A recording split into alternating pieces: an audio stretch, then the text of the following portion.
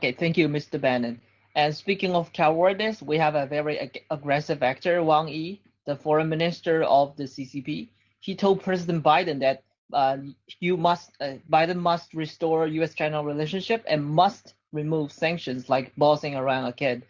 And what should these sanctions be removed? And what's your response to this aggressive Wang Yi? Thank you.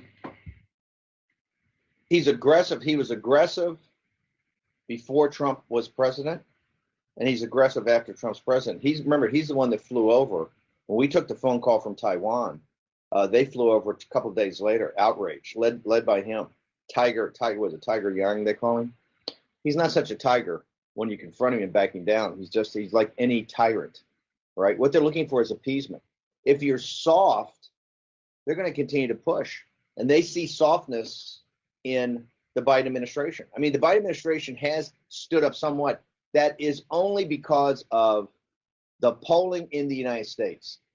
They understand that they're off to such a bad start.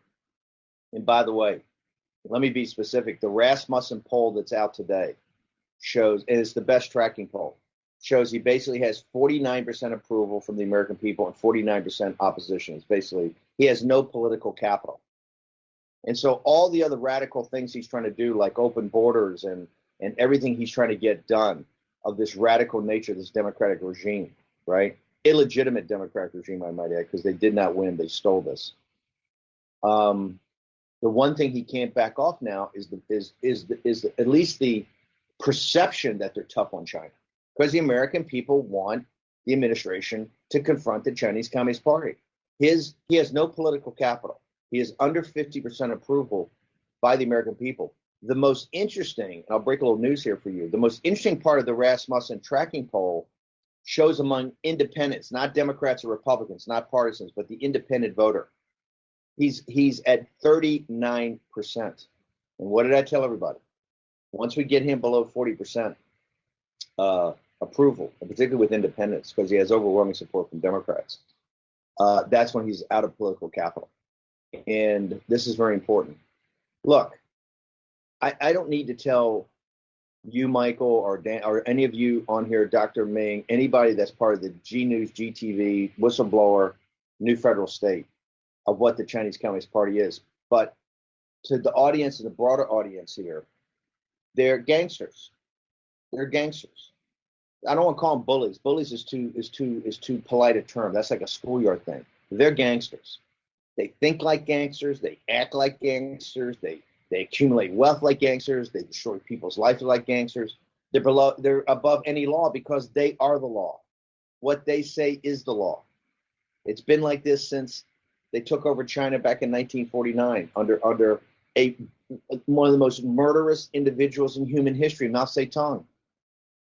That's their lineage, Mao Zedong, somebody who killed hundreds of millions of Chinese people, starved them to death, tortured them to death, beat them to death, just tried to destroy the great culture of China during the Cultural Revolution to suit his own ends.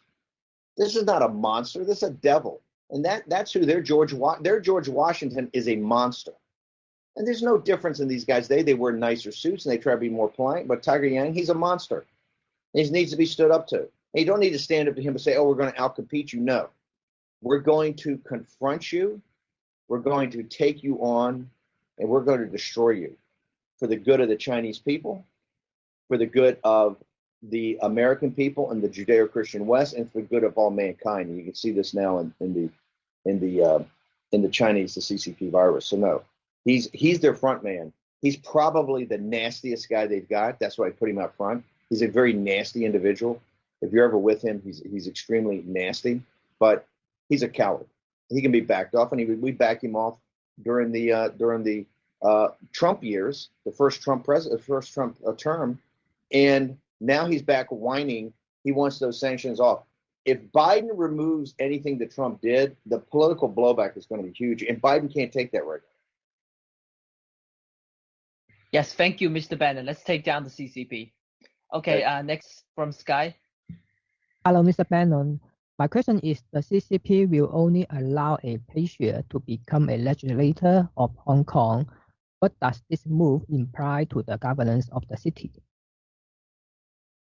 I couldn't hear that. This is changing the election laws in Hong Kong? Yes, Mr. Bannon, let me just repeat. So the CCP will only allow a patriot to become a legislator in Hong Kong. What does this imply? Of course, they don't want any. It's a great question. Look, I said the Hong Kong situation was like analogous to Czechoslovakia back in the 1930s. The West needed to stand up. And I don't think there's any doubt. I think if you ask Trump and the people around President Trump now, there should have been a tougher confrontation with the Chinese in Hong Kong. And you should have sanctioned the big financial institutions. You should have sanctioned Xi and Wan Qishan and the senior executives. There should have been a much tougher response.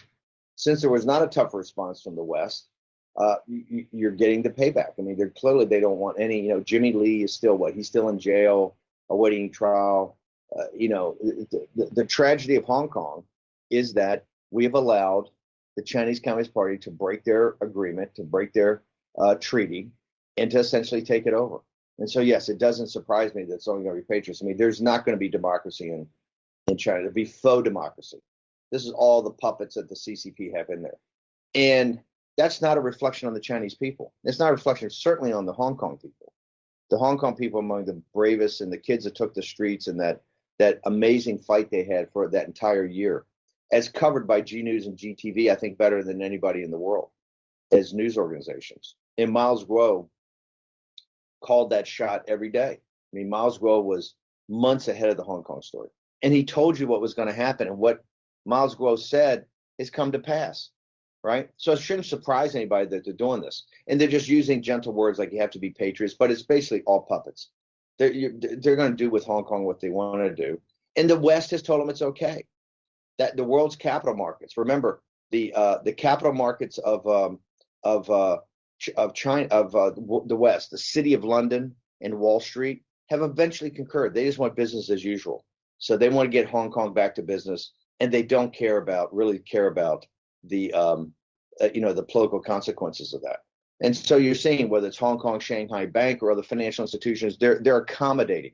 They're accommodating the CCP, and Hong Kong's a perfect example. Why are they accommodating? It gets back to the first question, right? They just want business as usual. Remember, the world's economic system works off the slave labor of the Chinese people. It works for them because it also drives wages down throughout the world. The Chinese workers are slaves. The rest of the workers of the world are essentially serfs, right? And that works for higher margins and then higher stock prices. So the globalist corporations, the international banks, the Wall Street and the City of London, which is the Wall Street of Europe, they all love that. They love being in business with the CCP. They have no moral qualms whatsoever about anything to do with the Uyghurs or the people in Hong Kong. They could care less.